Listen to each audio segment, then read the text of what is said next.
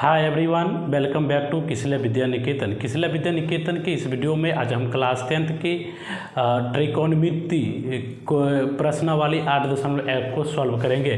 तो पिछले वीडियो में हम लोगों ने प्रश्नावली 8.1 के क्वेश्चन नंबर 1 से लेकर 5 तक सॉल्व किया था, लेकिन आज इस वीडियो में हम 6 से क्वेश्चन की शुरुआत करेंगे। तो क्वेश्चन 6 कहता है कि यदि कोण ए और कोण बी न्यून कोण है, तो यहाँ पे हम जस्ट एज्यूम करते हैं कि हम एक राइट एंगल ट्रायंगल बना रहे हैं जिसका कोण सी जो है वो क्या है, राइट एंगल है, और ए और बी क्या है, एक्यूट एंगल है, यानी न्यून कोण है।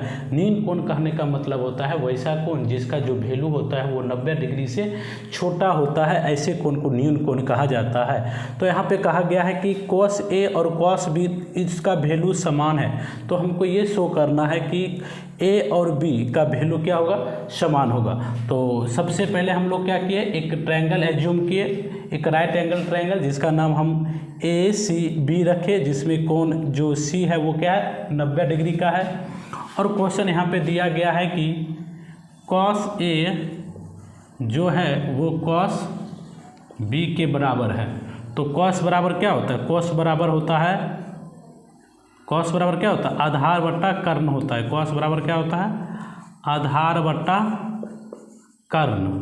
तो यहाँ पर भी क्या होगा, आधार बट्टा कर्ण होगा। यहाँ पे दिया गया है कि cos ए, तो ए के लिए क्या निकालना है, cos निकालना है।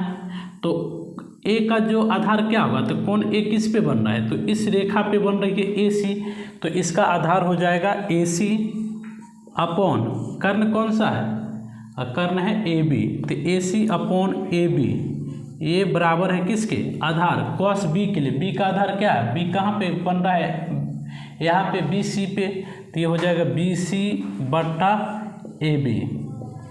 तो यहाँ पे आप देख सकते हैं कि ए बी और ए बी क्या कट गया। तो यहाँ पे हमारे पास जो रिजल्ट आया है ए सी बराबर बी सी, यानी ये जो भुजा है ए सी इस बी सी के भुजा के इक्वल है। तो हम लोगों क्लास 9th में एक प्रमेय पढ़े थे कि अगर दो भुजा बराबर होता है तो उसका कोण भी क्या होता है, बराबर होता है। तो भुजा बराबर हुआ, इसलिए हम क्या लिखेंगे, तो कोण ए सी के सामने कोण बी और बी सी के सामने क्या, कोण ए, ये दोनों भी क्या होगा, इक्वल होगा। यही हमको साबित करना था। तो ये रहा। तो नेक्स्ट क्वेश्चन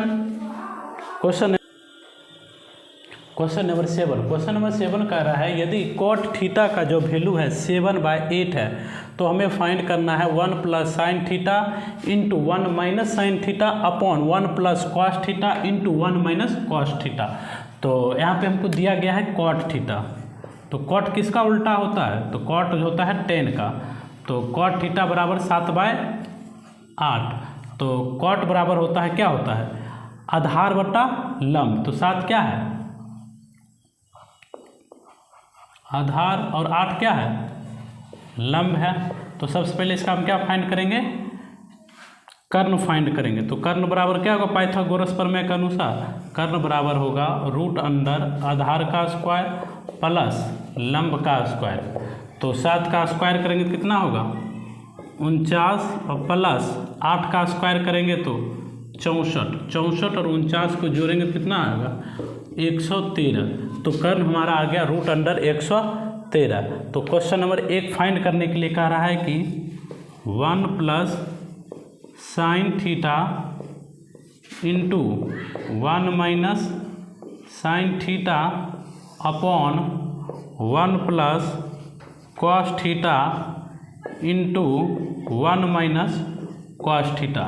यहाँ पे आप लोग देख सकते हैं कि ये a + b और ये a - b, तो a + b into a - b का फॉर्मूला होता है a² - b²। किसका है ये formula, a + b into a - b का। तो क्या हम इसको ऐसे लिख सकते हैं, 1 इसको 1 को a माने हैं, तो 1 ये क्या होगा, a का जगह 1, तो 1 का स्क्वायर माइनस b की जगह साइन, तो इसका स्क्वायर 1 का square minus sine square theta, और ये भी इसी प्रकार है a plus B into A minus B, इसको भी हम इसी प्रकार लिख सकते हैं 1 का square minus cos square theta. तो 1 का स्क्वायर कितना होगा 1 माइनस साइन स्क्वायर थीटा बट्टा 1 माइनस कॉस स्क्वायर थीटा। तो 1 minus sine square theta equal to होता है, यहाँ पर हम दो तरह से कर सकते हैं। एक तो 1 माइनस साइन स्क्वायर थीटा का वैल्यू लिखकर भी बना सकते हैं, और एक डायरेक्ट फार्मूला आता है 1 माइनस साइन स्क्वायर थीटा बराबर कॉस स्क्वायर थीटा बट्टा 1 माइनस कॉस स्क्वायर थीटा बराबर साइन स्क्वायर थीटा। तो कॉस स्क्वायर थीटा बट्टा साइन स्क्वायर थीटा बराबर क्या होता है, ये होता है कॉट स्क्वायर थीटा। और कॉट स्क्वायर थीटा होता है तो कॉट का वैल्यू कितना दिया गया है 7/8, तो इसी का स्क्वायर कर देंगे तो आंसर आ जाएगा 7 का स्क्वायर 49 और 8 का स्क्वायर 64। और दूसरा क्वेश्चन रहा, दूसरा यही कह रहा है कॉट स्क्वायर थीटा निकालने के लिए, तो वही हो जाएगा 49/64। तो इस प्रकार भी हम बना सकते हैं और दूसरे मेथड से भी हम बना सकते हैं।